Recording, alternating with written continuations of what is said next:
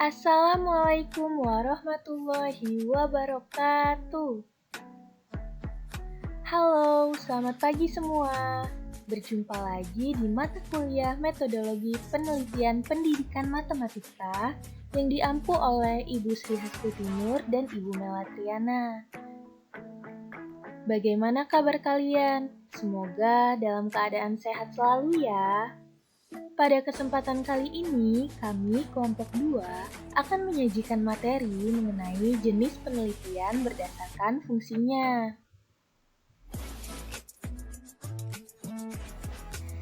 Adapun anggota dari kelompok 2 yaitu Anisya Ramadhani dengan NPM 2053021008 dan Nurul Faiza dengan NPM 2013021052, Luisa Jevelintan Rintaningsi dengan NPM 2013021010, Mayang Puspita dengan NPM 2013021040 dan Regita Pramesti dengan NPM 2013021058. Sebagai pengenalan, yaitu secara umum penelitian mempunyai dua fungsi utama. Yang pertama, mengembangkan ilmu pengetahuan, dan yang kedua, memperbaiki praktik. Pemahaman tentang bagaimana penelitian berperan dalam mengembangkan pengetahuan dan memperbaiki praktik teknologi informasi dikaitkan dengan perbedaan jenis-jenis penelitian yang berkenaan dengan fungsinya. Secara umum dan mendasar dapat dibedakan menjadi 3 jenis penelitian, yaitu penelitian dasar atau basic research, penelitian terapan atau applied research, dan penelitian evaluatif atau evaluative research.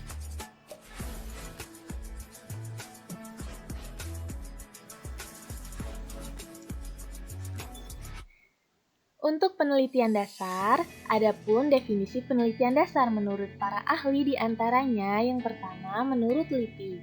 Penelitian dasar adalah setiap penelitian yang bertujuan untuk meningkatkan kemampuan ilmiah atau untuk menemukan bidang penelitian baru tanpa suatu tujuan praktis tertentu. Artinya, kegunaan asli penelitian tidak segera dipakai. Namun, untuk waktu jangka panjang akan segera dipakai. Yang kedua ada dari Legal Information Institute. Penelitian atau riset dasar adalah studi sistematis yang diarahkan pada pengetahuan atau pemahaman yang lebih besar tentang aspek-aspek fundamental dari fenomena dan fakta-fakta yang dapat diamati tanpa penerapan spesifik terhadap proses atau produk tertentu. Lalu selanjutnya ada dari Research Methodology. Research Methodology menyatakan bahwa penelitian fundamental juga dikenal sebagai penelitian dasar atau penelitian murni. Biasanya tidak menghasilkan temuan yang memiliki aplikasi langsung di tingkat praktik. Penelitian dasar didorong oleh rasa ingin tahu dan keinginan untuk memperluas pengetahuan di bidang penelitian tertentu. Nah, jenis penelitian ini memberikan kontribusi khusus pada badan pengetahuan akademis di bidang penelitian. Dan yang terakhir, dari Very Well Mind.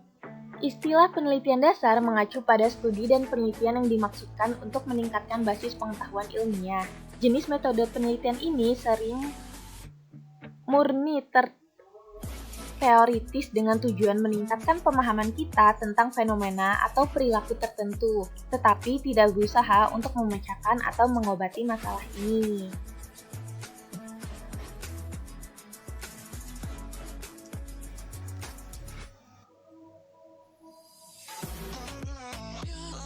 Penelitian dasar atau basic research disebut juga penelitian murni, yaitu pure research atau penelitian pokok fundamental research. Adalah penelitian yang diperuntukkan bagi pengembangan suatu ilmu pengetahuan serta diarahkan pada pengembangan teori-teori yang ada atau menemukan teori baru. Penelitian dasar lebih diarahkan untuk mengetahui, menjelaskan, dan memprediksi fenomena alam dan sosial. Hasil penelitian dasar adalah untuk menambah pengetahuan ilmiah dan hukum-hukum dalam kehidupan. Penelitian dasar dapat digeneralisasikan karena bersifat abstrak dan umum. Penelitian dasar tidak secara langsung menyelesaikan masalah praktis, melainkan dijadikan sebagai dasar dalam menyelesaikan masalah-masalah praktis. Dengan kata lain, hasil penelitian dasar dapat mempengaruhi kecerdasan manusia terhadap hasil belajar. Hasil penelitian tersebut dapat dijadikan referensi dalam mengetahui faktor-faktor yang berpengaruh dalam proses pembelajaran. Nah, tujuan utama dari penelitian dasar adalah untuk menambah pengetahuan ilmiah atau menemukan bidang penelitian baru tanpa suatu tujuan praktis tertentu. Penelitian dasar dapat berpengaruh terhadap penelitian terapan dengan memberikan identifikasi teori yang dapat diuji dalam bidang aplikasi tertentu seperti pendidikan.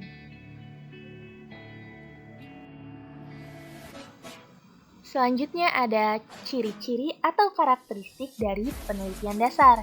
Yang pertama, meningkatkan pemahaman prinsip-prinsip dasar. Lalu, membangun pengetahuan baru. Selanjutnya, seringkali bersifat murni teoritis.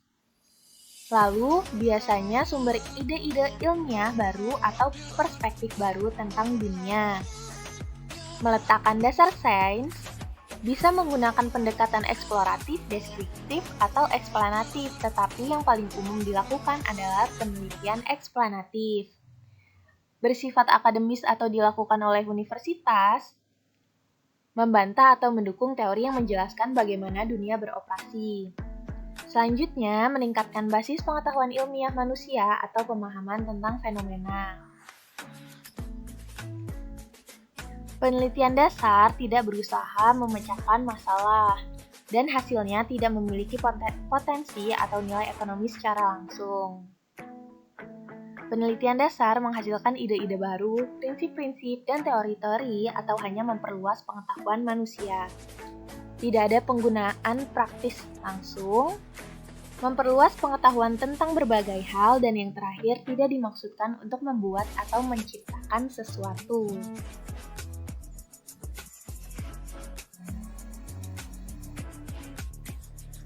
Lalu, terdapat beberapa hal yang perlu diketahui nih tentang penelitian dasar atau basic research. Di antaranya, yang pertama, penelitian ini disebut juga penelitian murni atau pure research, atau penelitian pokok fundamental research. Selanjutnya, penelitian ini memiliki tujuan sebagai pengembangan bagi ilmu pengetahuan serta diarahkan pada pengembangan teori-teori yang ada dan menemukan teori yang baru. Penelitian dasar memiliki tujuan untuk mengembangkan ilmu pengetahuan tanpa memikirkan pemanfaatan secara langsung dari hasil penelitian tersebut.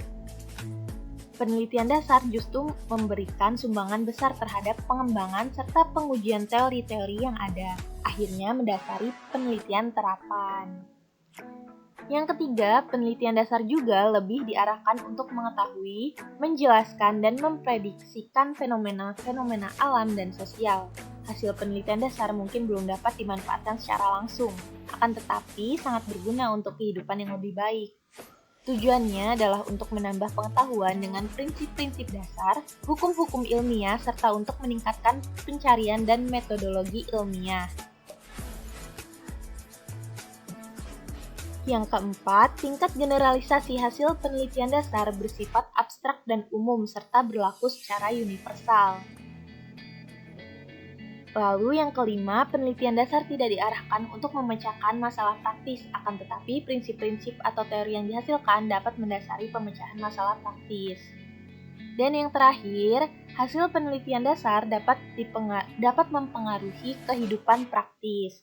Contohnya, penelitian dasar yang terkait erat dengan bidang pendidikan adalah penelitian dalam bidang psikologi.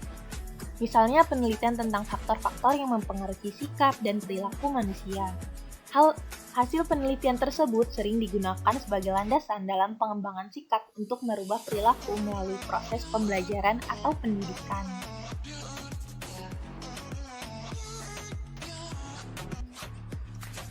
Penelitian dasar terbagi menjadi dua bentuk, yaitu studi ilmiah dan eksperimen.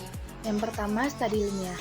Studi ilmiah atau penelitian ilmiah ialah rangkaian pengamatan yang sambung menyambung, berakumulasi dan melahirkan teori-teori yang dapat menjelaskan dan meramalkan fenomena-fenomena. Penelitian ilmiah seringkali diasosiasikan dengan metode penelitian ilmiah sebagai tata cara sistematis yang digunakan dalam melakukan penelitian. 2. Eksperimen. Eksperimen adalah prosedur yang dilakukan untuk mendukung, membantah, atau memvalidasi hipotesis. Eksperimen memberikan wawasan tentang sebab akibat dengan menunjukkan hasil apa yang terjadi ketika faktor tertentu dimanipulasi. Penelitian eksperimen sangat bervariasi dalam tujuan dan skala, tetapi selalu bergantung pada prosedur berulang dan analisis logis dari hasilnya.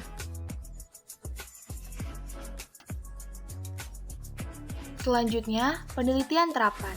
Adapun definisi penelitian terapan menurut para ahli diantaranya, yang pertama, menurut Jujun S. Sumantri pada tahun 1985, penelitian terapan ialah penelitian yang bertujuan untuk memecahkan masalah-masalah praktis. Yang kedua, menurut Nazir pada tahun 1988, penelitian terapan ialah proses penyelidikan yang hati-hati, sistematis, dan terus-menerus terhadap suatu masalah dengan tujuan untuk digunakan dengan segera untuk keperluan tertentu. Yang ketiga, menurut Zoila Rosa Vargas Cordero pada tahun 2008, penelitian terapan adalah cara untuk mengetahui realistis dengan bukti ilmiah.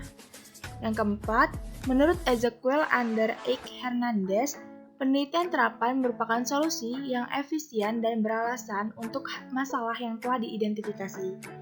Yang kelima, menurut Han, penelitian terapan ialah penyelidikan yang dilakukan dengan cara menggunakan pengetahuan ilmiah untuk menyelesaikan masalah. Yang keenam, menurut Lippi, penelitian terapan dapat didefinisikan sebagai setiap penelitian yang memiliki tujuan untuk meningkatkan pengetahuan ilmiah dengan suatu tujuan praktis. Artinya, hasil dari penelitian diharapkan segera bisa digunakan untuk keperluan praktis. Penelitian terapan adalah penelitian yang bertujuan untuk mengembangkan pengetahuan dalam bidang praktis tertentu, seperti pendidikan, kedokteran, dan politik. Penelitian ini menguji manfaat dari teori-teori ilmiah, mengetahui hubungan empiris dan analitis dalam bidang-bidang tertentu. Implikasi dari penelitian terapan dinyatakan dalam rumusan bersifat umum, bukan rekomendasi yang merupakan tindakan langsung. Penelitian terapan seperti halnya penelitian dasar, bersifat abstrak dan umum, dalam bidang tertentu, menggunakan bahasa yang lazim dalam bidang tersebut.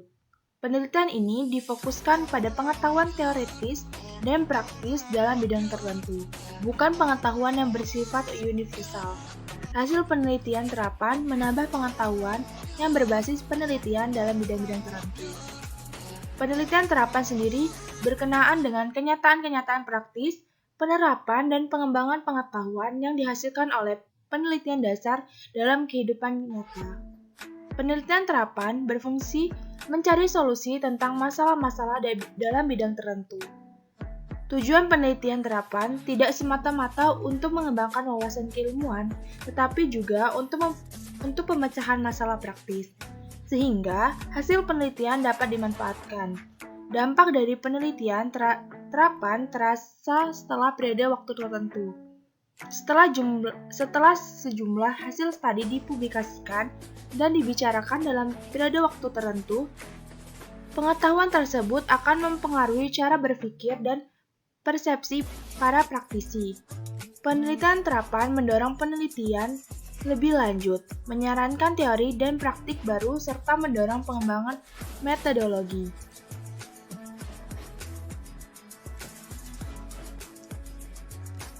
Ciri-ciri penelitian terapan. Yang pertama, penelitian terapan adalah kegiatan yang dilakukan untuk menemukan kebenaran objektif. Data sebagai bukti ilmiah sebagai pendukung kebenaran hasil penelitian terapan adalah data yang berasal dari sumber pertama, agar terjamin keasliannya dan ketepatannya agar dapat dipercaya. Yang kedua, penelitian terapan harus menggunakan metode yang tepat. Metode yang digunakan haruslah sesuai dengan prosedur kerja yang diikuti dengan ketelitian agar menghasilkan kebenaran yang dapat dipertanggungjawabkan. Yang ketiga, penelitian terapan perlu menggunakan teori-teori ataupun pengalaman bersifat terpakai, karena teori dan pengalaman tersebut tidak hanya digunakan dalam penyusunan kerangka teori, tetapi juga dalam menyusun kesimpulan dan hasil yang dikaitkan dengan data yang telah dikumpulkan. Yang keempat, penelitian terapan menggunakan data yang dikumpulkan secara lengkap dan objektif. Data yang dikumpulkan harus mengcover semua hal yang berhubungan dengan masalah.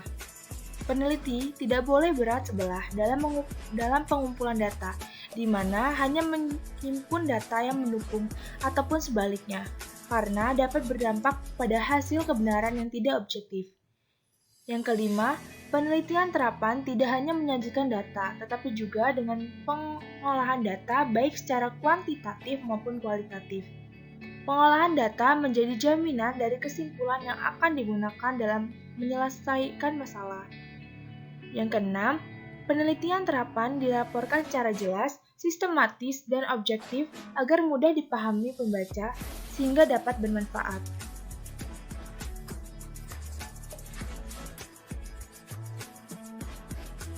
Ada beberapa hal yang perlu diketahui mengenai penelitian terapan. Di antaranya, pertama, penelitian terapan berfungsi untuk mencari solusi tentang masalah-masalah tertentu. Kedua, tujuan utama penelitian terapan adalah pemecahan masalah sehingga hasil penelitian dapat dimanfaatkan untuk kepentingan manusia baik secara individu atau kelompok maupun untuk keperluan industri atau politik dan bukan untuk wawasan keilmuan semata. Ketiga, penelitian ini menguji manfaat dari teori-teori ilmiah serta mengetahui hubungan empiris dan analisis dalam bidang-bidang tertentu. Keempat, penelitian terapan lebih difokuskan pada pengetahuan teoritis dan praktis dalam bidang-bidang tertentu, bukan pengetahuan bersifat universal, misalnya bidang kedokteran, pendidikan, atau teknologi. Kelima, penelitian terapan mendorong penelitian lebih lanjut, menyarankan teori dan praktik baru, serta pengembangan metodologi untuk kepentingan praktis. Keenam, penelitian terapan dapat pula diartikan sebagai studi sistematik dengan tujuan menghasilkan tindakan aplikatif yang dapat dipraktikkan bagi pemecahan masalah tertentu. Ketujuh, hasil penelitian terapan tidak perlu sebagai suatu penemuan baru, tetapi merupakan aplikasi baru dari penelitian yang sudah ada. 8. Penelitian kebijakan berawal dari permasalahan praktik untuk memecah masalah-masalah sosial.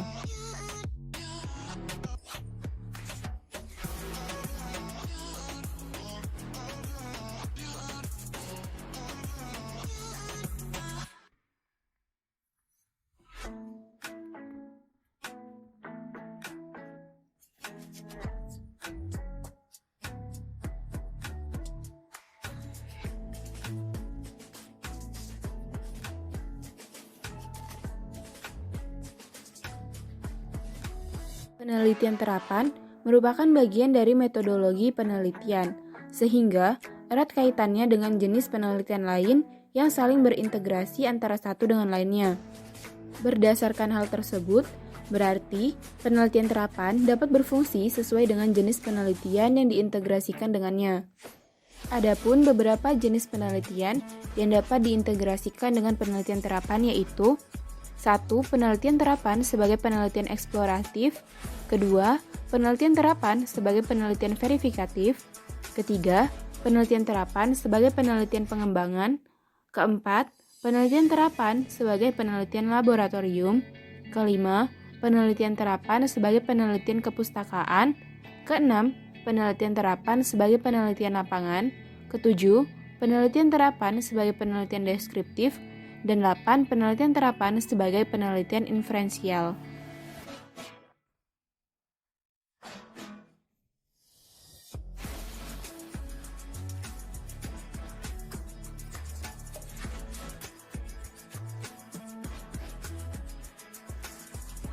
Adapun beberapa tugas dari penelitian terapan, yaitu pertama, setiap penelitian terapan seharusnya dapat mendeskripsikan dan menjelaskan kondisi masalah yang terjadi. Tanpa mengetahui masalah yang terjadi secara mendalam, maka akan sulit dalam merumuskan kesimpulan dan menyusun implementasinya sebagai saran dalam menyelesaikan masalah. Kedua, Tugas prediktif. Penelitian terapan harus mampu melakukan prediksi mengenai masalah yang akan diungkapnya. Ketiga, tugas kontrol. Tugas penelitian terapan harus dilanjutkan dengan merumuskan kesimpulan, implementasi dan cara untuk mengendalikan gejala-gejala agar sesuai dengan kejadian yang diharapkan.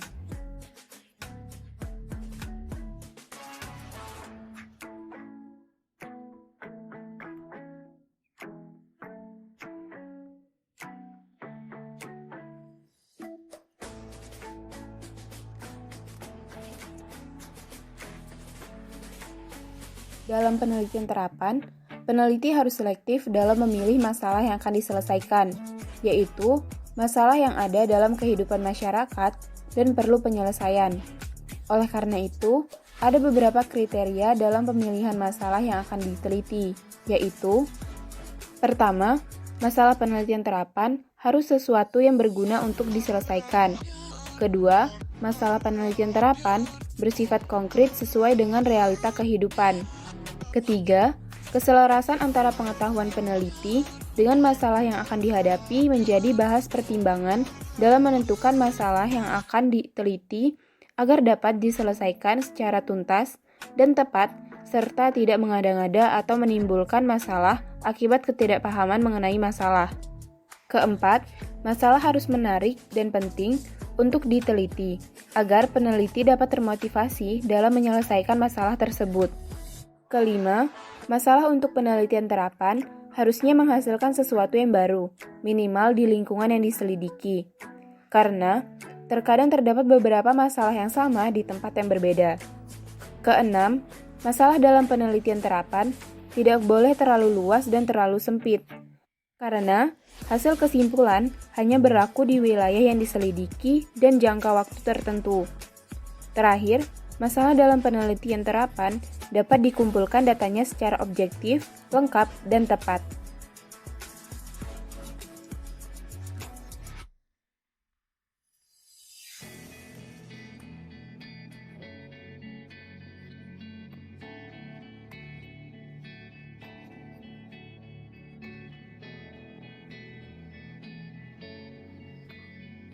Selanjutnya, penelitian evaluatif. Adapun definisi penelitian evaluatif menurut para ahli, diantaranya yang pertama menurut Rakajoni pada tahun 1975. Pengertian evaluasi adalah proses untuk mempertimbangkan suatu barang, hal, atau gejala dengan mempertimbangkan berbagai faktor yang kemudian disebut value judgment. Yang kedua, menurut Nurkancana pada tahun 1983, penelitian evaluatif ialah kegiatan yang dilakukan berkenaan dengan proses untuk menentukan nilai dari suatu topik penelitian. Yang ketiga, menurut John M. Eccles dan Hasan Sadili pada tahun 1983. Kata evaluasi secara harfiah berasal dari bahasa Inggris evaluation, yang artinya penilaian atau penaksiran. Yang keempat, menurut Aswar, pada tahun 1996, evaluasi ialah proses yang dilakukan secara teratur dan sistematis pada komparasi antara standar atau kriteria yang telah ditentukan dengan hasil yang diperoleh. Melalui hasil perbandingan tersebut, kemudian disusun suatu kesimpulan dan saran pada setiap aktivitas pada program. Yang kelima, menurut Zainal dan Nasution, pada tahun 2001, evaluasi ialah suatu proses pengambilan keputusan dengan menggunakan informasi yang diperoleh melalui pengukuran hasil belajar, baik yang menggunakan instrumen tes maupun non-tes. Yang keenam, menurut Purwanto pada tahun 2002, evaluasi ialah nilai terhadap kualitas sesuatu. Selain itu, evaluasi dapat pula dipandang sebagai proses merencanakan, mendapatkan, dan menyediakan informasi yang sangat dibutuhkan untuk membuat alternatif-alternatif keputusan. Yang ketujuh, menurut Ari Kunto pada tahun 2003, evaluasi ialah serangkaian kegiatan yang ditujukan untuk mengukur keberhasilan program pendidikan. Yang kedelapan, menurut Curtis dan B. Floyd, James J. Windsor, dan Jerry L. Evaluasi didefinisikan sebagai suatu proses penilaian. Penilaian ini dapat menjadi netral, positif atau negatif, atau merupakan gabungan dari keduanya. Ketika sesuatu dievaluasi, biasanya orang yang mengevaluasi mengambil keputusan tentang nilai atau manfaatnya.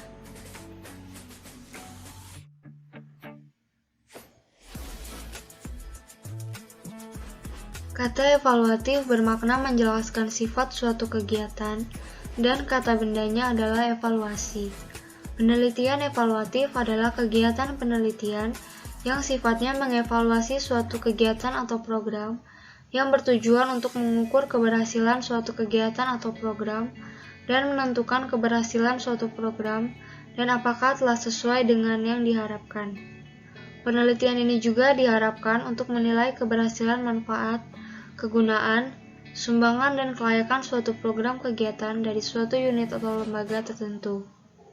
Penelitian ini mengacu pada prosedur ilmiah yang sistematis yang dilakukan untuk mengukur hasil program atau proyek atau efektivitas suatu program sesuai dengan tujuan yang direncanakan atau tidak, dengan cara mengumpulkan, menganalisis, dan mengkaji pelaksanaan program yang dilakukan secara objektif.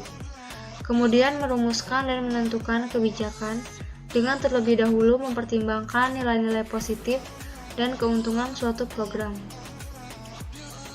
Penelitian evaluatif dimaksudkan untuk mengukur keberhasilan suatu program, produk, atau kegiatan tertentu menurut Danim pada tahun 2000.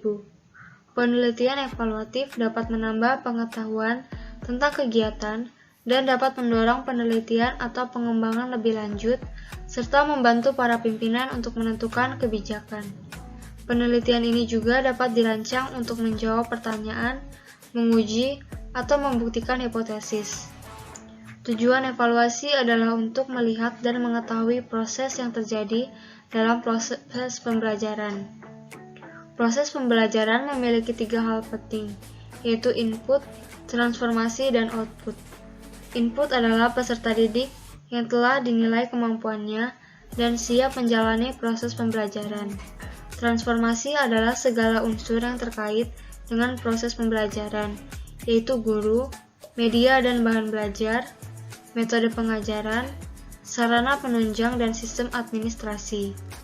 Sedangkan output adalah capaian yang dihasilkan dari proses pembelajaran. Penelitian evaluatif dalam pendidikan mencakup bidang yang cukup luas, yaitu kurikulum, program pendidikan, pembelajaran, pendidikan, peserta didik, institusi, dan manajemen. Masing-masing bidang memiliki kewenangan masing-masing. Yang pertama, kurikulum. Dalam bidang kurikulum, hal-hal yang perlu dievaluasi mencakup desain kurikulum, implementasi, dan evaluasi kurikulum. Material kurikulum berupa buku teks, modul, paket, perangkat keras, perangkat lunak, film, video, dan lain-lain. Sumber belajar berupa laboratorium, workshop, dan perpustakaan. Semua bidang tersebut perlu dilakukan penelitian evaluatif agar kurikulum bisa selalu mengikuti perkembangan zaman sesuai dengan kebutuhan. Yang kedua, program pendidikan. Evaluasi terhadap program pendidikan perlu dilakukan secara terus-menerus. Program tersebut mencakup program untuk anak berbakat, anak yang lambat, pencegahan putus sekolah, dan remedial. Wujud programnya antara lain program pada bidang sains, sosial, matematika, dan keterampilan. Yang ketiga, pembelajaran. Dalam kegiatan pembelajaran, perlu terus dilakukan evaluasi agar kegiatan yang dilakukan tidak menjadi membosankan. Beberapa model pembelajaran yang ditawarkan seperti discovery learning, pembelajaran berbasis masalah, dan pembelajaran berbasis proyek. Yang keempat, mendidik. Dalam hal ini, yang perlu dievaluasi tidak hanya guru saja, tetapi juga termasuk konselor dan administrator. Yang kelima, peserta didik. Peserta didik perlu dievaluasi dalam hal kepribadian, kecerdasan, sikap, minat, motivasi, kebiasaan belajar, dan perilaku menyimpang. Yang keenam, organisasi. Semua lembaga kependidikan, mulai dari tingkat sekolah dasar, sekolah menengah, pendidikan tinggi, pendidikan kejuruan, pendidikan khusus, dan lain-lain. Yang ketujuh, manajemen. Hal-hal yang perlu dievaluasi pada masalah manajemen mencakupi personil, sarana dan prasarana, biaya, partisipasi masyarakat, dan kegiatan ekstrakurikuler.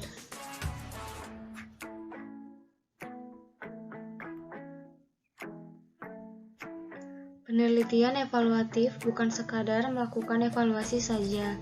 Penelitian evaluatif merupakan kegiatan evaluasi yang mengikuti kaidah-kaidah yang berlaku dalam sebuah penelitian, yaitu persyaratan keilmiahan, mengikuti sistematika dan metodologi secara benar sehingga dapat dipertanggungjawabkan.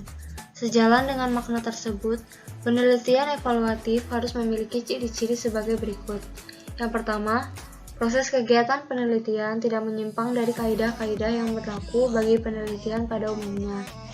Yang kedua, dalam melaksanakan evaluasi, peneliti berpikir secara sistemik, yaitu memandang program yang diteliti sebagai sebuah kesatuan yang terdiri dari beberapa komponen atau unsur yang saling berkaitan satu sama lain dalam menunjang keberhasilan kinerja dari objek yang dievaluasi. Bagi pengawas adalah keberhasilan program pembinaan. Yang ketiga, agar dapat mengetahui secara rinci kondisi dari objek yang dievaluasi, perlu adanya identifikasi komponen yang berkedudukan sebagai faktor penentu bagi keberhasilan program. Yang keempat, menggunakan standar, kriteria, atau tolok ukur sebagai perbandingan dalam menentukan kondisi nyata dari data yang diperoleh dan untuk mengambil kesimpulan. Yang kelima, kesimpulan atau hasil penelitian digunakan sebagai masukan atau rekomendasi bagi sebuah kebijakan atau rencana program yang telah ditentukan. Dengan kata lain, dalam melakukan kegiatan evaluasi program, peneliti harus berkiblat pada tujuan program kegiatan sebagai standar, kriteria, atau tolak ukur. Yang keenam, agar informasi yang diperoleh dapat menggambarkan kondisi nyata secara rinci untuk mengetahui bagian mana dari program yang belum terlaksana, maka perlu ada identifikasi komponen yang dilanjutkan dengan identifikasi subkomponen dan sampai pada indikator dari program yang dievaluasi. Yang ketujuh, standar, kriteria, atau tolak ukur diterapkan pada indikator, yaitu bagian yang paling kecil dari program, agar dapat dengan cermat diketahui letak kelemahan dari proses kegiatan. Yang kedelapan, menurut Borg and Gall pada tahun 2003, dari hasil penelitian harus dapat disusun sebuah rekomendasi secara rinci dan akurat sehingga dapat ditentukan tidak lanjut secara tepat. Penelitian ini mengacu pada prosedur ilmiah yang sistematis yang dilakukan untuk mengukur hasil program atau proyek, efektivitas suatu program sesuai dengan tujuan yang direncanakan atau tidak, dengan cara mengumpulkan, menganalisis, dan mengkaji pelaksanaan program yang dilakukan secara objektif. Kemudian merumuskan dan menentukan kebijakan dengan terlebih dahulu mempertimbangkan nilai-nilai positif dan keuntungan suatu program. Penelitian ini juga dapat dirancang untuk menjawab pertanyaan, menguji atau membuktikan hipotesis. Tujuan evaluasi adalah untuk melihat dan mengetahui proses yang terjadi dalam proses pembelajaran. Perlu diingat bahwa proses pembelajaran memiliki 3 hal penting, yaitu input, transformasi, dan output. Input adalah peserta didik yang telah dinilai kemampuannya dan siap menjalani proses pembelajaran. Transformasi adalah segala unsur yang terkait dengan proses pembelajaran, yaitu guru, media, dan bahan ajar, metode pengajar, sarana menunjang, dan sistem administrasi. Sedangkan output adalah capaian yang dihasilkan dari proses pembelajaran. Oke, selanjutnya tujuan penelitian evaluatif. Penelitian evaluatif pada dasarnya merupakan bagian dari penelitian terapan, namun tujuannya dapat dibedakan dari penelitian terapan. Menurut Sukamadinata dalam Kantun 2017, tujuan penelitian evaluatif adalah sebagai berikut. Yang pertama yaitu membantu perencanaan pelaksanaan program, yang kedua membantu dalam penentuan keputusan, penyempurnaan atau perubahan program, yang ketiga yaitu membantu dalam menentukan keputusan berkelanjutan atau penghentian program, lalu yang keempat yaitu menemukan fakta-fakta dukungan atau pengholakan terhadap program.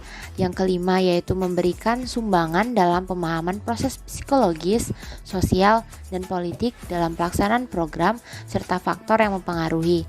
Dan yang terakhir yaitu menilai hubungan antar variabel melalui pengujian maupun melalui analisis. Penelitian evaluatif memiliki dua kegiatan utama, yaitu pengukuran atau pengambilan data dan membandingkan hasil pengukuran dan pengumpulan data dengan standar yang digunakan.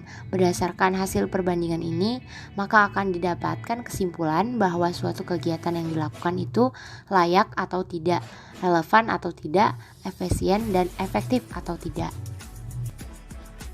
Baiklah, selanjutnya yaitu mengenai jenis evaluasi. Ada banyak jenis evaluasi tergantung pada objek yang dievaluasi dan tujuan evaluasi. Namun, perbedaan mendasar yang paling penting dalam jenis evaluasi antara evaluasi formatif dan sumatif. Yang pertama, langsung aja kita ke evaluasi formatif. Evaluasi formatif memperkuat atau meningkatkan objek yang dievaluasi, sehingga dalam hal ini riset dilakukan guna membantu membentuknya dan memeriksa pelaksanaan program atau pemakaian teknologi, kualitas implementasinya, dan penilaian konteks organisasi, personel, prosedur, input, dan sebagainya. Evaluasi formatif mencakup beberapa jenis evaluasi, di antaranya yang pertama yaitu penilaian kebutuhan, yaitu menentukan siapa yang membutuhkan program, seberapa besar kebutuhan itu, dan apa yang mungkin berhasil untuk memenuhi kebutuhan itu. Selanjutnya ada penilaian evaluabilitas, yaitu menentukan apakah suatu evaluasi layak dan bagaimana pemangku kepentingan dapat membantu membentuk kegunaannya. Selanjutnya ada konseptualisasi terstruktur, maksudnya yaitu membantu para pemangku kepentingan mendefinisikan program atau teknologi, populasi target, dan hasil yang mungkin. Selanjutnya ada evaluasi implementasi. Di sini memonitor ketepatan program atau teknologi. Dan yang terakhir yaitu evaluasi proses, yaitu menyelidiki proses penyampaian program atau teknologi termasuk prosedur penyampaian alternatif. Selanjutnya oke, langsung aja kita masuk ke yang kedua yaitu evaluasi sumatif. Evaluasi sumatif sebaliknya memeriksa efek atau hasil dari beberapa objek. Mereka meringkasnya dengan menggambarkan apa yang terjadi setelah pelaksanaan program atau pemakaian teknologi, menilai apakah objek dapat dikatakan telah menyebabkan hasil, menentukan dampak keseluruhan dari faktor penyebab di luar hasil hanya hasil target langsung, dan memperkirakan biaya relatif yang terkait dengan objek. Evaluasi sumatif mencakup beberapa jenis evaluasi. Di antaranya yang pertama yaitu evaluasi hasil, yaitu menyelidiki apakah program atau teknologi menyebabkan efek yang dapat dibuktikan pada hasil target yang ditentukan secara spesifik.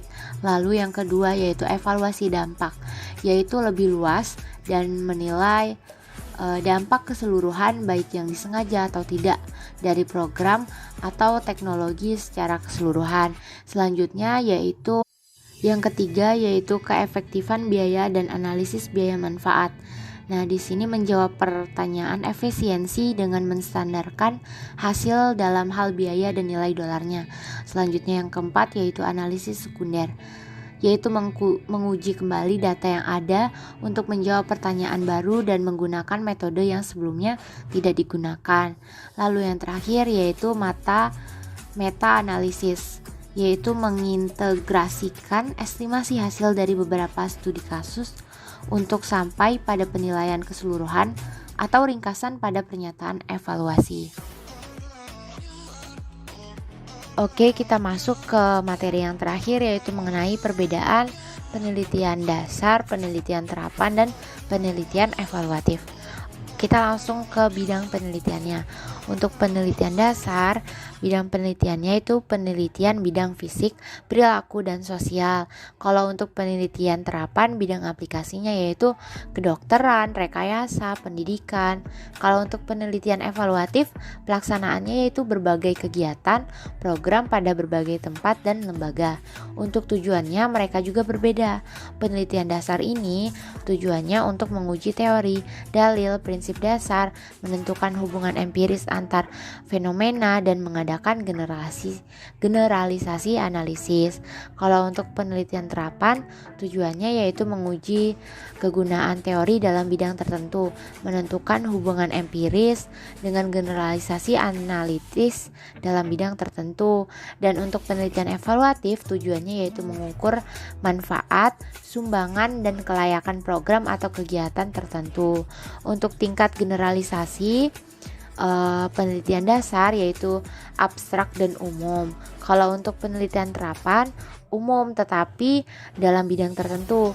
Dan untuk penelitian evaluatif yaitu konkret, spesifik dalam aspek tertentu, diterapkan dalam praktik aspek tertentu.